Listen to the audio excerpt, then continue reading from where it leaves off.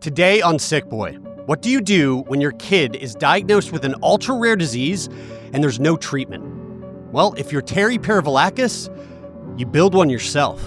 And then on April 2nd of 2019, they diagnosed Michael with a disease called Spastic Paraplegia Type 50. They called us into the hospital. They told us, he has this rare disease. And the second I heard, he'll never walk, he'll never talk, a fog came over me. The next morning, literally the next morning, I didn't sleep at all. My wife opens this door behind me and goes, you didn't sleep at all? I'm like, not a wink. I said to her, we need to bond together, become a very strong family, and we need to figure out how to make a therapy for him. Did she look at you and go, Terry, are you out of your mind? You know what I mean? Like, if you have a goal that is so important in life, that you're willing to sell your home, give up your career, do a harikari to give your organs to someone, then nothing should stop you from completing that goal. That goal is an unstoppable item that nothing can stop you from doing. So if it's important, if it's the most important thing or one of the most important things in your life, go for it and nothing should stop you.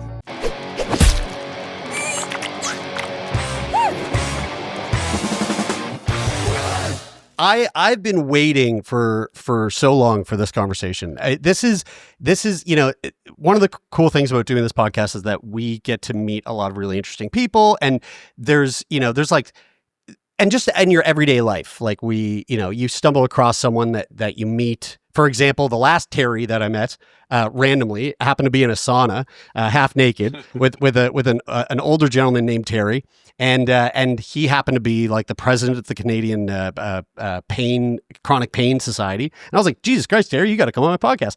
Well, around that same time, I was sitting next to another Terry, the Terry we are speaking with today, and we were not half naked in a sauna, but rather we were quite buttoned up in suits at a very illustrious event where I was the MC for the 25th anniversary for the Ontario Genomics. Something about Terry's you're kind of drawn to. Yeah, actually, it wasn't Terry that I was interested in. I was actually interested in this little young man named Zach, who was a handsome young fella, looked like he had his whole world ahead of him. I was asking what he wanted to do with the rest of his life, what he wanted to be when he grew up. I think he was maybe in like grade 7 or something. And Terry was his father, who said, "Excuse me, sir, why are you speaking to my son?" So me and Terry got talking, and Terry shared with me, I think, one of the craziest stories I have ever heard in my entire life. I'm not even going to start to try to give any kind of context here. Terry, I want to hear it straight from you. Take us back to the very beginning. Who was Terry that moment prior to everything changing in ways that I'm sure you could never have imagined? So again, my name is Terry Pirovolakis. I spent 20 years in IT. I started off with working at Monaco, believe it or not. And then from Monaco, at head office anyways, not in the stores. And then he sold the company to Ralph Lauren, and I went to a company called Accenture for 10 years as a consultant. And then I worked for CIBC. And during my CIBC stint, I gave my wife gave birth to our third child, Michael, December 17, 2017, normal, healthy birth. And around 6 months of age, we're noticing that he just wasn't lifting his hands, lifting his head. My wife came to me in the pictures of our other kids going, why isn't he doing this? And as a parent, I'm like, don't worry about it. He'll catch up, right? And another month goes by, and my wife's like, okay, we got to go see the doctor.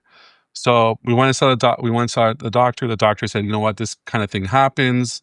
Don't worry, he'll start progressing. And my wife's like, no, I want something to happen. We got to go see someone.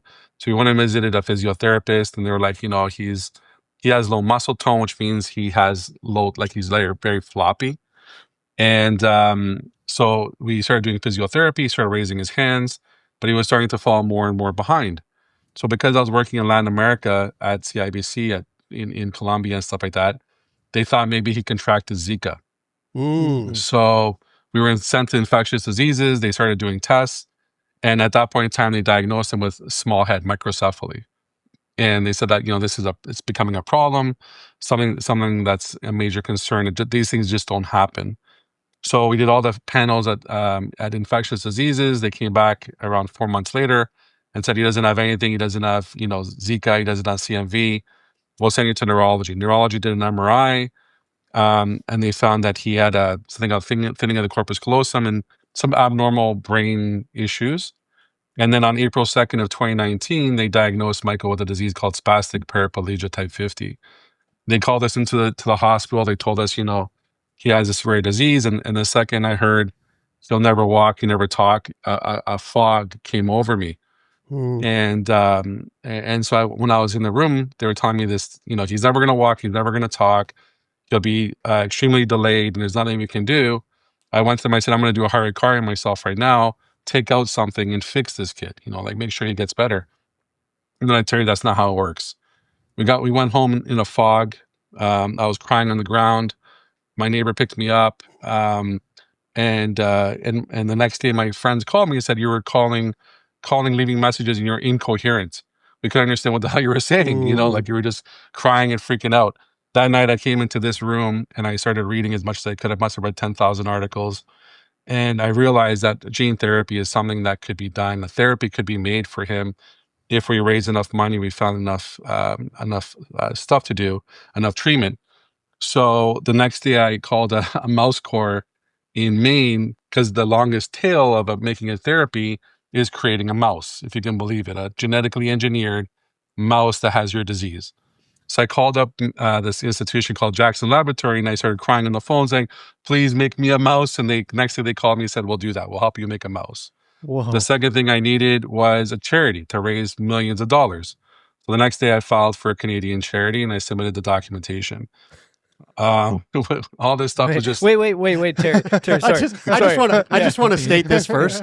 For anybody listening who might be sitting here thinking, oh, you know what? Like, I wanted to do this thing, but I can't. Like, no excuses. No excuses. You literally just one step at a time. You do the first thing, you get a mouse. The second thing, you raise millions of dollars. Wait. I mean, if Terry can do it, we all surely can, right? I mean, this is like a super captivating story, and I could just let you keep going, but I'm so curious. But he won't. Just to know, just to have like the sort of context. When you say you stayed up all night that first night reading articles, was it literally the next day? Like, did you feel like you had like ingested enough information like overnight to be able to know like these are the immediate things that I need to do if I'm going to try to do anything here? And like, did it happen that quickly? Yeah, so I my living was building complex environments for large institutions, $200-300 million infrastructures, and I thought, why can't I build something for my son? Why can't I do this? So at the next morning, literally the next morning, I didn't sleep at all. My wife opens this door behind me and goes, "You didn't sleep at all?" I'm like, "Not a wink." And I said to her, "We need to bond together, become a very strong family, and we need to figure out how to make a therapy for him." Did she look at you and go, Terry, are you out of your mind? You know what I mean? Like, because that statement right there, and spoiler alert, folks, like it happens. It's like we get there, but that statement right there it's bananas. Like that is a bananas thing. Was she on board? Was she like, okay, Terry, yes, we're going to do it? Well, I said to her, if we're going to do this, you need to keep the family together. I'm going to be flying around a lot, and we need to possibly sell our home and everything that we had. Wow. And she said, whatever it takes. Oh my God. She said, whatever it takes. That was immediately the first thing. And for me, when I look back, what I did was that moment where I was lying on the ground crying, I realized I took that depression, sadness, piece of my soul, and I buried it. Right. And I put it way down in the ground. And I said, this is what I have to do. And I'll do anything humanly possible to save my child. Right. That's what it was. So we did that. We started the charity. We started the mouse. And now I need to find the team. You need to get your A team. You need to surround yourself with people that you can trust. So I flew to a conference in Washington, and I met 6 of the 7 world experts in gene therapy. I met people from the FDA, the NIH, and 20 companies. And I asked them all the same thing. What therapy would you do? If you were in my shoes, what would you do? And they said gene therapy. And the second thing I said, with who? Who would you go with? There's all these experts in the world walking around. Who would you go with? They said this guy named, 90% of them said Dr. Stephen Gray out of Dallas, Texas. And he was, during the conference, he won an award. And as he's walking off the stage, getting this award, I ambushed him and I pulled him aside. I said, "We're talking, you know, my name's Terry." He's like, "I know you've been emailing and harassing me."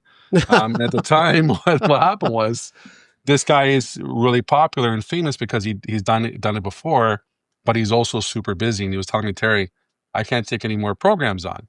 So when I sabotaged him and I got him off the stage, I'm like, "Listen, I'm not taking a no for an answer. You're going to figure out how to make it work." And from then on, we were, you know, tied at the hip. I then flew to Sheffield, England. I met the 7th expert in gene therapy just to wrap it up. And then we were lucky that Cambridge University and the NIH were studying our disease for the last 20 years. So we knew that we could do something by restoring the gene that he's missing into the brain. That's what kind of the idea was. So Dr. Gray said, "Listen, you know, it's going to cost you $4 million. There's really no way around it. That's what it's going to cost." So, and it's broken up in pieces over a couple of years. So I went home, liquidated our life savings, gave it to the university, and we started this path on making Michael gene therapy. Jesus Christ. Terry, was it so? Is it sort of a case of where there's this? Well, I know you said type 50, so I'm assuming there's many different ways in which that this condition can present itself in various ways. But for this specific thing that your son is been diagnosed with, is it a case that it has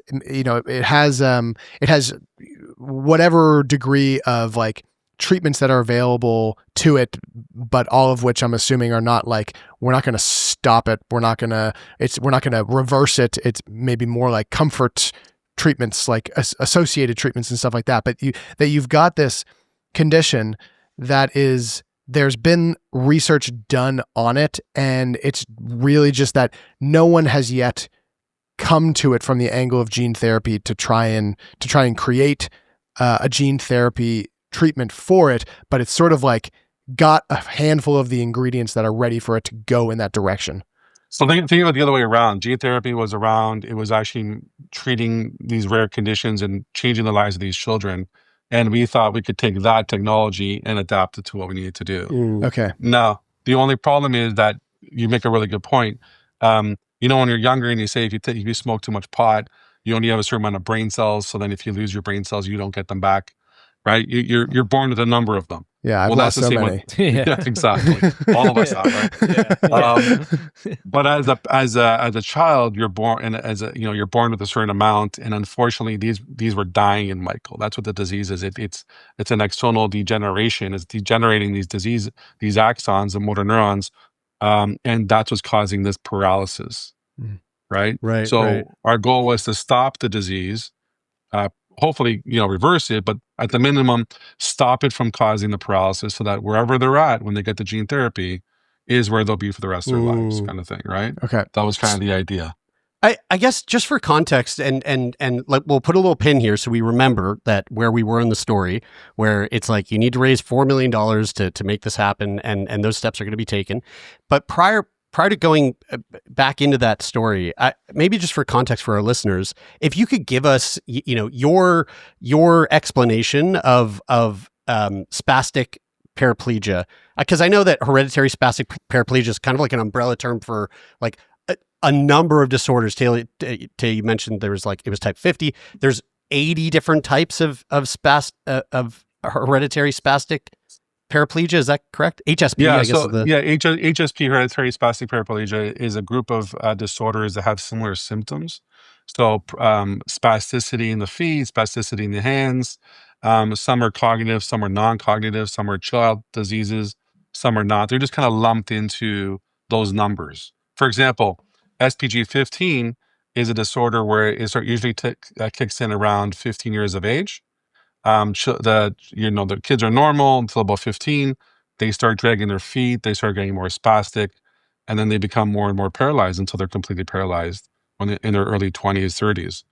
SPG4 is a very common disease. It usually happens in adults where you're like 20 or 30 years old and you start becoming spastic in your feet, lose ability to walk in a wheelchair, and then you become paralyzed. And it's not fatal in those conditions, but it's life limiting, that's for sure. So Michael's, again, was SPG 50.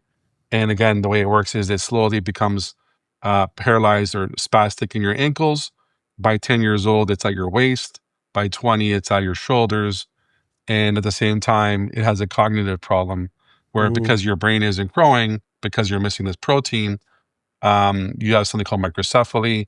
And because of that, you have a developmental problem as well. These kids are like, 2 or 3 years of mental capacity when they're 20. Is that why they were thinking Zika because of microcephaly? Is that a part of Zika? Okay, it's right. It is. That's one of the main problems, right? So they thought maybe because when I was in Latin America, maybe he contracted it somehow, and that's kind of how we went down the rabbit hole. So we liquidated our life savings. We funded the initial work, and this amazing team out of Dallas. So Dr. Gray and Dr. Xin Chen, these two guys we hired, they were out of Dallas, Texas, a university called UT Southwestern Medical Center. And they took the mice that we talked about earlier, they had them shipped to their core, and then they made a gene therapy. So what they did was they took a virus similar to COVID, and they took out, it's called the AAV9 virus. We all get it before the age of 10. They took out this bad part of the virus and they left a gap. And the gap was allowing us to put the gene that Michael was missing inside. And the way they do is, because it's a non-replicating virus. So imagine you get a cold, right? One virus comes in you, it replicates inside you 1 trillion times. You sneeze, you give it to someone else, they get that virus. But if we did that with gene therapy, that would be bad because then you're getting a gene therapy that you should not be getting. So the way it works is it's a non-replicating virus, means that whatever is made, when it goes into your cell, that's it. So let's say that they make one virus, right? This is your cell, this is the virus, it goes into the cell, it drops the gene, the virus dies, and the gene is continuing producing protein. So whatever we inject into the human being of this virus, that's all they're going to get forever. Does that make sense? Yep. Yeah. Did you think about adding in things like, like a little bit of extra height gene or like a little... Exactly. And it's just that simple. You just a little drop of this, a little drop of that, whatever you want, really. Yeah, a little bit of mewing bone action. Yeah, strong jaw lines, that sort of thing. Yeah. Terry, it's crazy stuff. So when this is happening, you mentioned that it was degenerative and that, that it was killing the brain cells. And so did you have an idea of like how much time you had? Was it like a race against time to get this to work? Absolutely, because the way it works is there's 100 kids in the world, and we were able to meet most of them, and we were able to see what it does to these kids. So by the age of 10, he would have been in a wheelchair fully. By the age of 20, he might not be able to use his hands anymore. So the goal was to get to it as quickly as humanly possible. And the way that you do it quickly is you raise a lot of money, and you do things concurrently. So for us we had the gene therapy being tested. They injected into animals. They showed that it worked in animals. So basically, when you take a mouse and you grab it by its tail and you lift it in the air, a regular mouse does, the kind of like spread eagle. Right. In our animals, they were doing hind leg clasping. They were like this.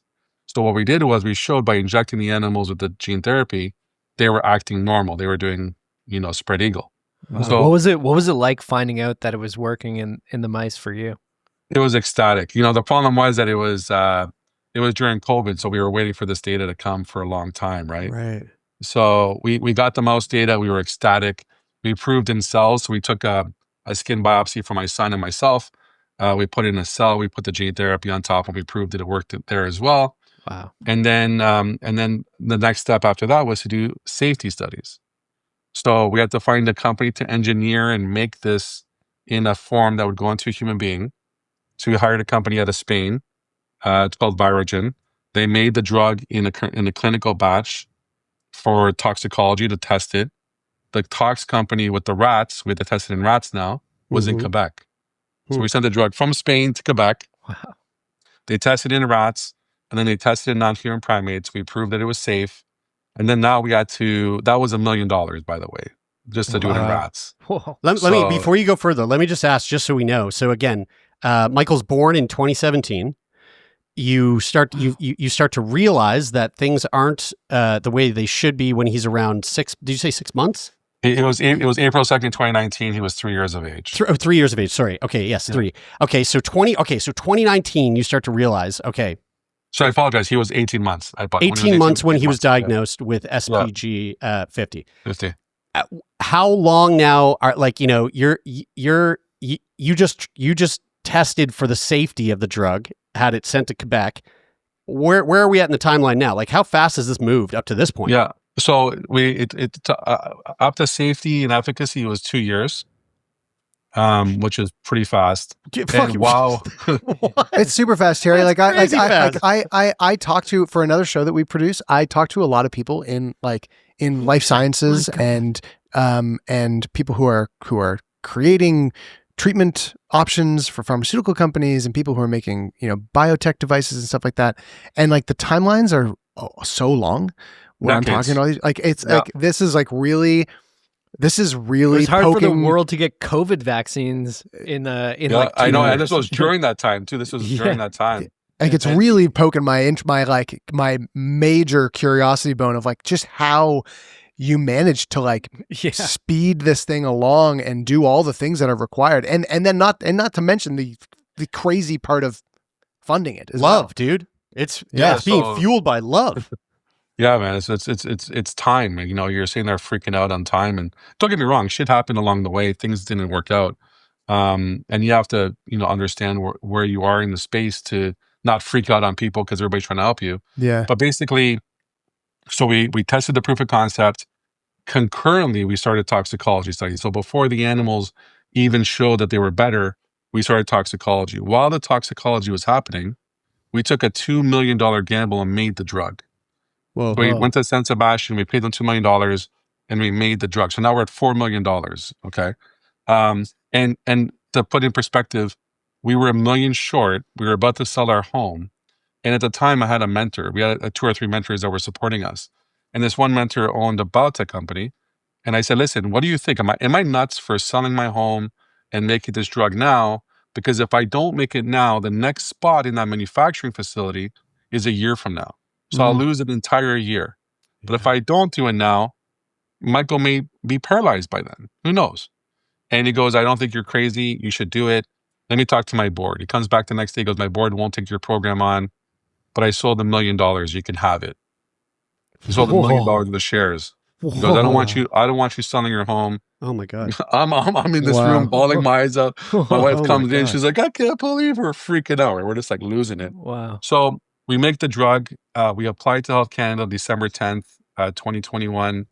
And on March 24th, 2022, Michael gets treated. Just under 3 years from the time that Michael got diagnosed to treatment was just under 3 years. Wow. Which is pretty quick. It's people have done it quicker. But it was, I think without COVID we could have done it in 18 months. But we had COVID to deal with. We had to raise $4 million. And that was the other part of the story, raising the money. Yeah. That was I'll leave it there, and then we can talk about money. I'll park at that spot. The risk of doing the risk of doing these things concurrently is that you're doing like step 1, 2, and 3 concurrently, let's say, and you're starting step 2 and you're starting step 3, not knowing if the results from step 1 are going to validate the need for step 2 and 3, or you might throw away all that money because it didn't work. Right. So you might lose $4 million because it was toxicology in the animals. And now you have to go back to ground zero. So like decisions that, like a pharmaceutical company who doesn't have, the skin in the game of like, my son is being affected by this condition right now as we speak, and I'm racing against the clock. They're going to go, well, we wait for this. And then once that's done, then we do it. It's sequential. You step 1, you step 2, you step 3. And I was like, just whatever. Let's just do it. Wow. What was the name of the drug? So what happened was we were trying to think of the name. And so we thought of it called Elpida. Michael's Hope. Elpida means hope in Greek, so we called it Michael's Hope. Wow. Okay, and I take it Michael was the first human to get access to this drug. What was that moment like? How is it administered? Like, what is it? Is it an oral? Is it an infusion? Like what was the moment that he took that drug for the very first time as the very first person in the world? So the way it works is, 6 days before you take a drug called sirolimus. It's meant to suppress your immune system because the problem is Michael has never seen this protein before. So his body could reject the protein. And then it'd be like an organ rejection. He could die. So we had to suppress his immune system. They take him into the OR. They put him into this continuous MRI, X-ray machine, and they watch where the needle goes, and it goes into his spinal column, into his cerebral space. They take out 10 mils of his spinal fluid, and they put in 10 mils of this new virus, 1 mil per minute for 10 minutes. After the 10 minutes are done, they take out the needle, and they rotate him on this Trung-Tellerberg position, 12 degrees, and they rotate him left to right, right to left, over the next hour, every 15 minutes, for the brain fluid and this virus to go into every cell in the brain. Whoa. Like literally, like they're like paint, like slow paint shaking him. Yeah, Like, yeah, exactly. Back and forth, the Yeah. rotation, you know? And so we were able to go, we were able to do a prayer for him. And then they told us, you have to leave. And now we're in the waiting room. And, you know, it wasn't 100% perfect. Yeah, some animals were sick as we did this test. You know, so we, in our mind, we're like, did we harm him? You know, did we do something wrong to him? Did we, but at the same time, we were hoping that we, you know, he'd wake up and turn to us and say, you know, I love you guys, right? But that's not how it works, unfortunately. But it was the happiest, scariest moment of our lives. Wow, yeah, you know? no doubt. And what was the, you know, I mean, when you, after it's done, what are the things you're looking out for? What were the first signs of whether or not this was working or just not working at all or harmful? That's the thing. It's these things take a long time, 3, 5, 10 years, right? So because it's a slowly progressing disease, it's a slowly progressing change as well as the outcome. For us, we noticed that Michael went from standing on his he was, by the time we did Michael's treatment, he wasn't able to put his feet down. He was on his tippy toes constantly. A month after, he went flat-footed. Yeah, a couple months later, he started hugging and kissing my wife with intent, pointing to his toys, playing with trucks, hugging, kissing us. Like he just, you know, cognitive-wise and physically, he was doing better. But we won't know for years how different it is, just because of this, the way the course of the disease. What we did do is after Michael was treated, we had 2 more doses. And we decided that we were going to do everything humanly possible to get the drug into more kids. Now, the problem was it's non-commercially viable. At 100 kids, there's no financial interest from pharmaceutical companies. So we went out and I said, listen, here, I went to the NIH in the US. I went to the hospitals. I went to 8 companies. And I said, here's the drug. Here's the construct. Take it for free. Just save more kids. I want to go back to my career, you know? And no one would take it. So we filed to the FDA. 90 days later, we treated a second child. And then 30 days after that, we treated another child. So we treated in total so far 8 children, 2 in Spain, 5 in the US, including Michael. And most of those children are under 2 years of age, including a 5-month-old, the youngest ever to be treated. Wow. Those children are making a difference. So you've almost treated 10% of the population of people living with SGP 50. SGP 50, yeah, it's crazy. And sorry, I mean, if you were to say whether or not, you know, does it appear right now, even though it's going to take some time, does it sort of appear like this is halting progression of the disease? In the other kids, I think it's making a difference in their lives. You know, wow. I think because the way you got to think of it is like this gene therapy is, you know, more and more we realize it has to be done in younger kids. So if you would take the sliding bar and you said you dosed a 1-day-old, it'd probably be closer to a cure. And as you slide it out to a 17-year-old, it's less and less of a treatment. I'm just being, you know, just overgeneralizing. So when we treated that 5-month-old, he's doing pretty well. The other kids are doing really well. Now the kids that are older, like Michael, who is, you know, 4 years of age when he got the treatment, or 3, and was the most severe child, he's going to be less of a treatment, less of a cure, more of a treatment. And are you looking for, are you looking for like elevated levels of like that protein? Is the idea that that you put it in and then it proliferates and then you find higher levels of that protein that you would expect to be missing in those children over time? So we would love to have something like that. That's called a biomarker. Duchenne's muscular dystrophy, for example, when you inject the gene therapy, their dystrophin levels go up. Yeah, right. Yeah. There's a disease called AADC deficiency, and they don't have dopamine. So when you inject them with the gene therapy, their dopamine goes up. Unfortunately, these diseases that are very, very rare, it's very difficult to get a biomarker. Okay. So what we have to do is we have to rely on something called endpoints. There's something called the Baileys, where they do all these little tests to see if their cognition improves. There's one called the spasticity test called MAS Tardieu, where they check to see if how spastic they are. The problem is they're so variable from kid to kid that really telling the story becomes complicated to the FDA, right?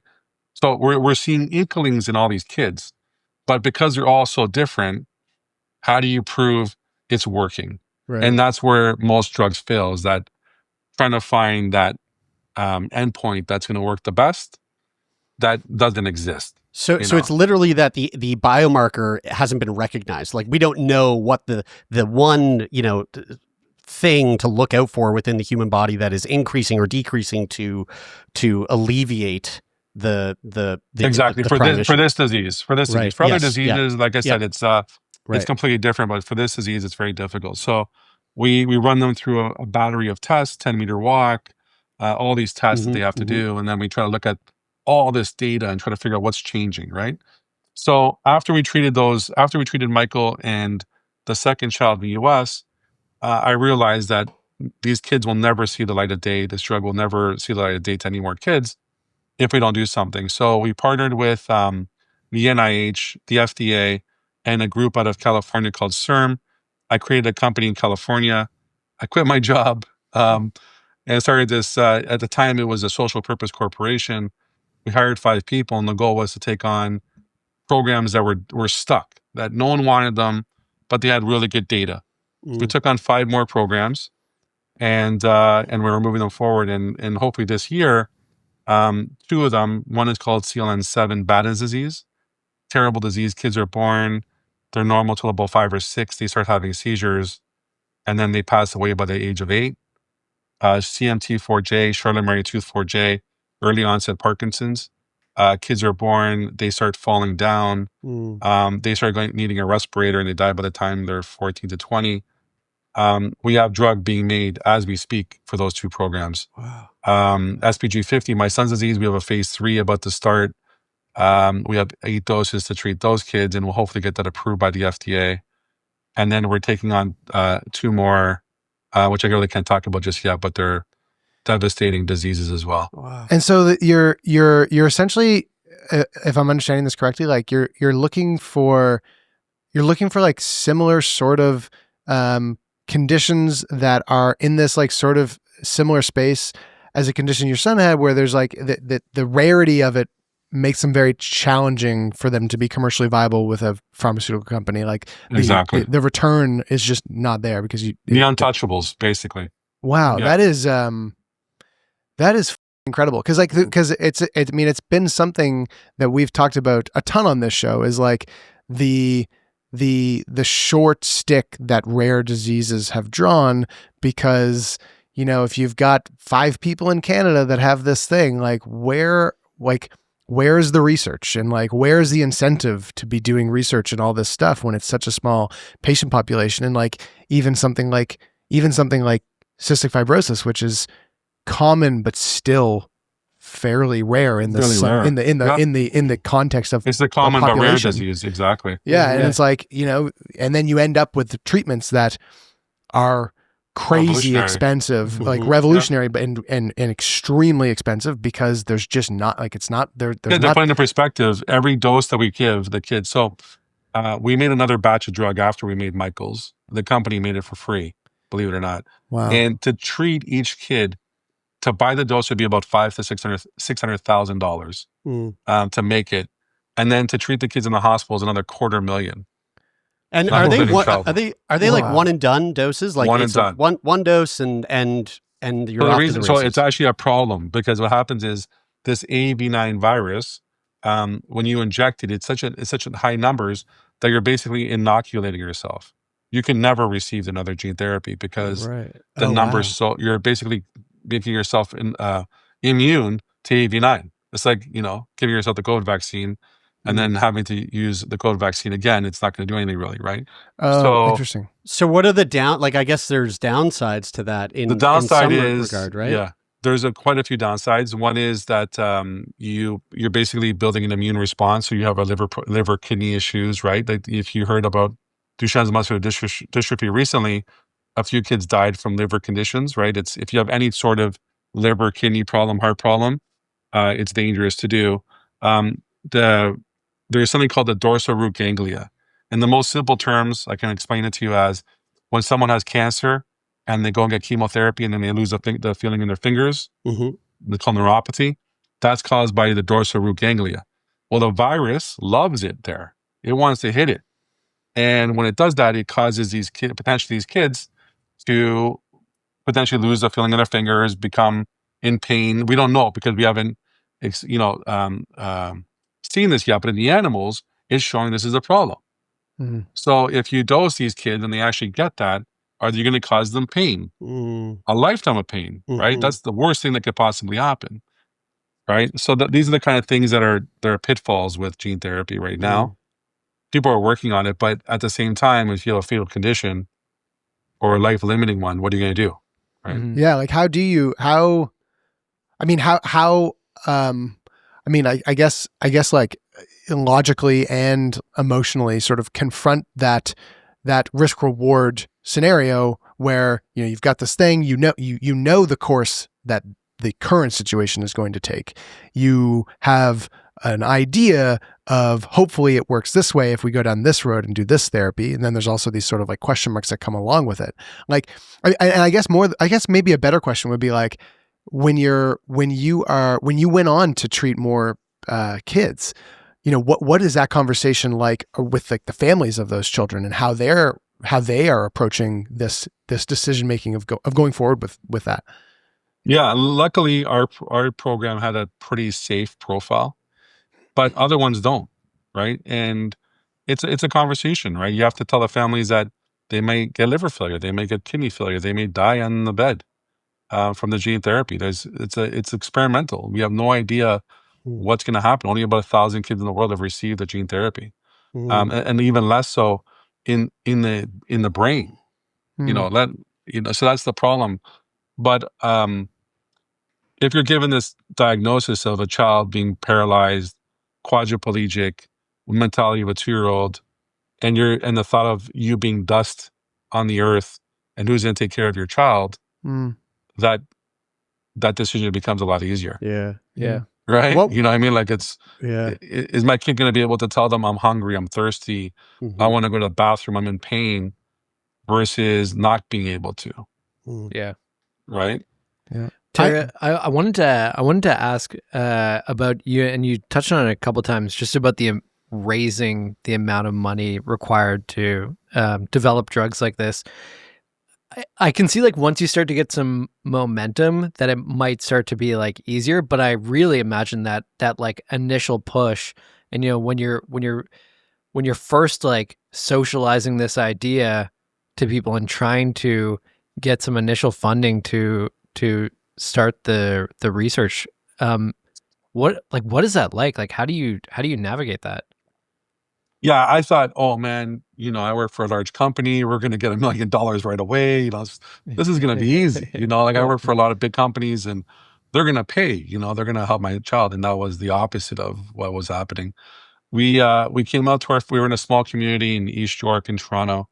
It's called Topham Park. We came out to our community and the next weekend they did a beer works for us. They had a beer for Michael. Sweet. And they did a raffle, and tons of people came out, and we raised $25,000. And we thought, okay, you know what, we can do this. You know, we can figure this out. And then my sister, fortunately, she was a journalist in Europe, and she had a lot of connections. She's like, don't worry, we'll get it to everybody. And we started off very slow. We started raising 5,000 here, 10,000 there, and then we did a GoFundMe video, and a video, 3-minute video, and I think people saw the rawness of us being emotional. You know, we really just put it out there, and people just started supporting us. And people were doing galas and golf tournaments. They were doing lemonade stands. They were selling hockey tickets. And we didn't ask anybody for anything. They just did it. And we just showed up. And then and things were moving along. We raised about $1.5 million, $2 million, and then COVID struck. And we were like, oh my God, what are we going to do? How are we going to get Michael therapy so he doesn't become more paralyzed? And let alone raising millions of dollars and getting it in a drug. So we came out to our community again and we said, we need a pool. We need a pool, put it in our backyard. So Michael continued doing therapy. And in the weekend after, a hockey team that was from Leisure's Sweet Pools, I think it was, came out with Daryl Sidler, if you can believe it. No. And they built us a pool. They put a pool in, above ground pool, and they built it, and the next day they were gone. And we had now a pool for Michael. That's amazing. It was an incredible thing. And just seeing, they blocked off our street at the height of COVID. They wore masks, with like 20 of them. And they're such a great group of guys. And so then I'm like, okay, you know what? How are we going to continue raising money? Now it's COVID. You can't even have an event anymore. Yeah. How are we going to raise all this money? So I started riding my bike during COVID because I was trying to lose some weight, like all of us were. Yeah. And my wife saw me. She's like, why don't you ride from Toronto to Vancouver and raise some money? I'm like, do you know how Sure. many kilometers that is? Like 4,000 kilometers. I'm doing 10 and I'm passing it on the side of the road. So I went to my local MP and I said, hey, why don't I ride my bike from Toronto to Ottawa and I meet the Prime Minister? 400 kilometers, 4 days. That's Much more achievable. reasonable. Much Yeah, more reasonable. reasonable. Yeah. So I started riding from 9 till 2 in the morning, 3 days a week, as far as I could. Broke my bike 20 times. Had to take Ubers back because I'm 300 pounds, right? Like bikes are not meant for me, you know? And then I'm getting custom $8,000 rims so they wouldn't explode on me when I'm riding. And I built my stamina up slowly, and I started riding from here to the beaches, from here to downtown, from here to Burlington, right? And this is at 2 in the morning, you know, riding all the way there, all the way back. Wow. And so I got my stamina up, and in October, I went to my parents. I said, can you guys drive me to Ottawa so I don't get killed in front of me? And I did it, 100 kilometers a day. First day was hell. It was all hills. Killed me. It took me 6 hours the first day. The second day was hills and wind, 7 hours. The third day was equally brutal. And then the fourth day was like God was listening and he saw my pain. And in 4.5 hours, I was in Ottawa, Wow. you know? And The I met the breath of Prime the Minister. gods at your back. That was it, man.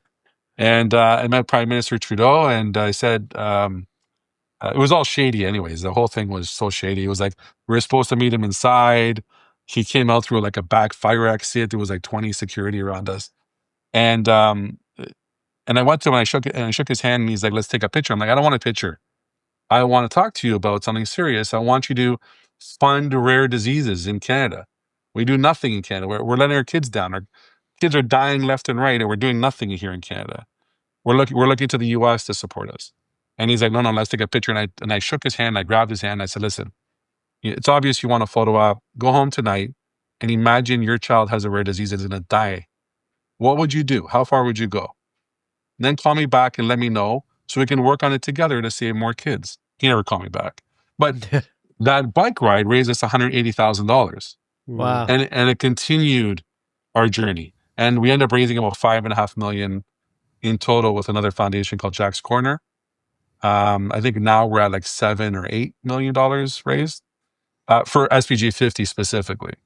Wow. So I have a question that to go back to the something that was at the very beginning around the mouse that you got made. Is that a company where, like, you know, if I'm running any type of, you know, let's say I'm running a biotech company here in Halifax, and I need to do a trial on something I'm working on. I call up this company and I'm like, hey, I got this compound. I need the mice. They need to be this way, and I need, like, you know, whatever they call up there. Like, I need 500 mice. You called up just as an individual person and were like, I need a mouse, and they were like, Yeah, all right. So what way it works is, so in order for you to test your gene therapy, you have to take out the gene from an animal. So what this company does is they take the mouse, an engineered mouse to not have any disease, right? And they take out with gene editing, they take out the gene. So this mouse has Michael's disease. And not only that, they also made one specifically for Michael, because let's say you have a car. So basically, just put in perspective, you have a car, you have a Volkswagen, and it's a Jetta, and it's a GLI, and has a serial number, right?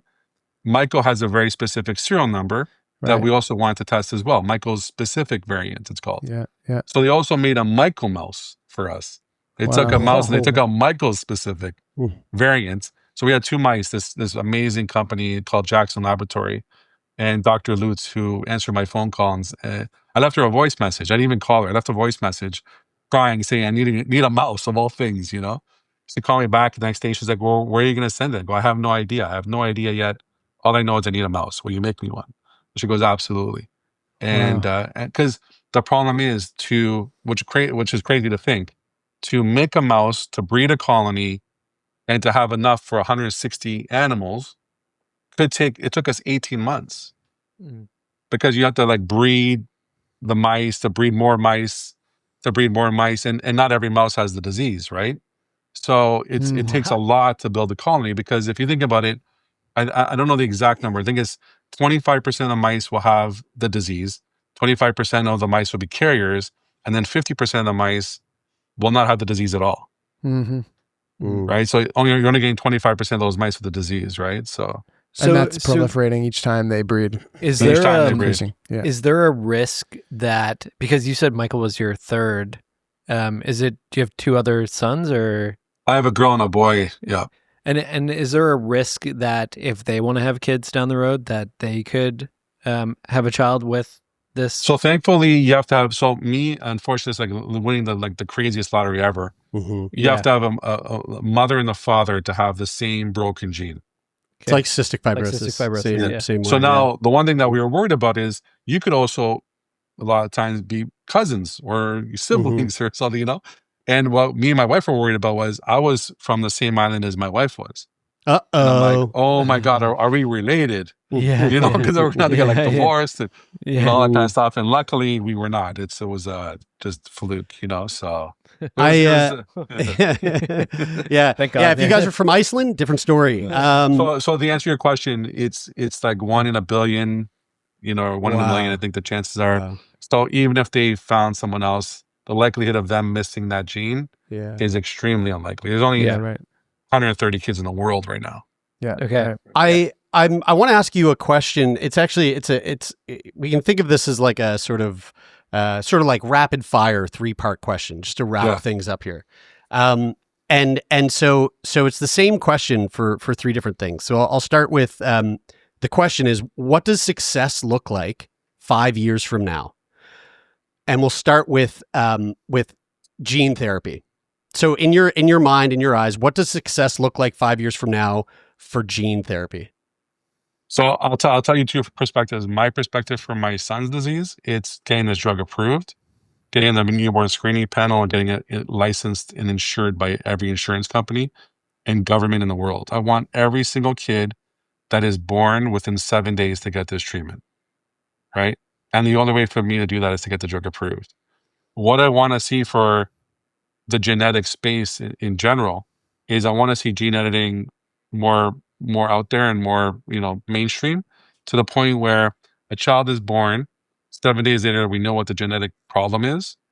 We're putting that in some sort of computer or manufacturing a drug, and within 20 days, that kid is treated forever. Right? I want us to, like, I was pissed at something. You know, I was mad. I wanted to direct my energy at something, and my energy was directed at eradicating this disease. Right? And I want us to eradicate every genetic condition, because we have technology to do it. It's just we don't have enough money and willpower to do it. Right? We're too focused in on what is our board saying? What are we going to make enough money? Is that enough stock price? Are we making enough, you know, capital? Rather than saying, let's save these kids in this population. There's 400 million people in the world affected by a rare disease. 1 in 10 of us will have a rare disease. That's a big number. That means someone you love will have a rare disease. Case in point, right? Right in the middle of the room, right? So we got to do better, because the technology's here. We can cure our loved ones. Parkinson's, ALS, Alzheimer's, right? These are things that are going to be affecting all of us. It's interesting that it's your disease might be rare, but having a rare disease is not rare. Collectively, you're not rare. Exactly. What does success look like 5 years from now for Elpida? So we're converting to as a nonprofit as of right now. We always run like a nonprofit. For me, success is curing thousands of kids.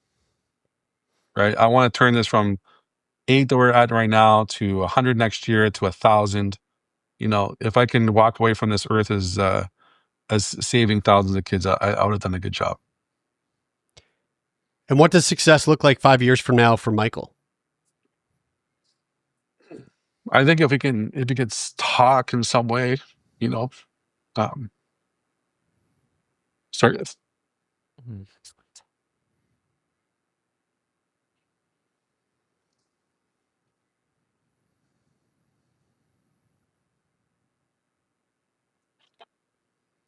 I think if he could communicate, like tell us he's hungry, he's tired, he wants to go to bed, something that we can ensure that when we're gone, that someone will take care of him.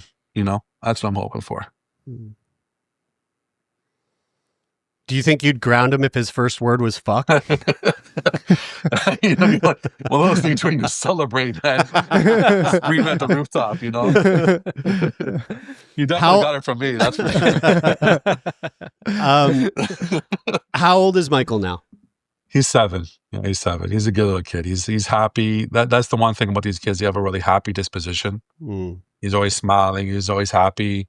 He's starting to communicate. Like, we understand what he wants. He's, he loves ice cream. So he goes to the fridge and he opens the drawer and he points to the little cups, we make them. So, he's a happy little kid. He loves swimming.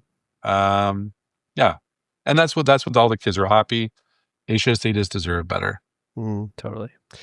I mean, I think that for anyone who's listening to this, it's like, it's pretty easy to, the big takeaway, I think, for a lot of people that are going to listen to this is like, holy shit, I need to step up my game. Like what WWTD, like what would Terry do is like what people should start saying to themselves when they are procrastinating or they feel like they have a goal, but they just don't really think that they have the drive or the willpower to do it. But specifically, I would love for you to give us a little bit of a takeaway here that is outside of just like looking at you, Terry, as a role model for getting shit done. And so I'm curious, anybody who's listening to this right now who wants to make a difference, and I don't know, in any facet, it could even be for Elpida and the company. But if anyone out there who wants to make a difference for people living with SPG 50, what can they do? Where can they go? What would you say to someone who's like, I want to help somehow? Yeah, so I'm helping about 100 families right now do a therapy for their children. So this is, if your child has a rare disease and you want to try to do something, reach out to me. I'm here. My career, my whole life now is trying to save kids. What I tell people is, you can have goals in life. I want to lose weight. I've been saying that for 20 years. I want to lose weight, right? I want to become in shape and whatever else. But if you have a goal that is so important in life, right, that you're willing to sell your home, give up your career, do a harikari to give your organs to someone, then nothing should stop you from completing that goal, right? That goal is an unstoppable item that nothing can stop you from doing. So if it's important, if it's the most important thing or one of the most important things in your life, go for it, and nothing should stop you, right? I mean, we had problems along the way. Things broke. We lost $800,000 in drug in 8 months on a shipping error. Wow. But that didn't stop us. There was times when we were thinking, oh my God, we're never going to raise this money. We're only at $100,000 or $200,000, right? For months. That didn't stop us. We were watching this beautiful boy become more paralyzed. It didn't stop us. Just if there's something worth fighting for, nothing should be able to stop you from achieving your goal. WWTD, guys. Hell yeah. Terry, you're an incredible human being. This is truly, it's we've done this show now for 10 years.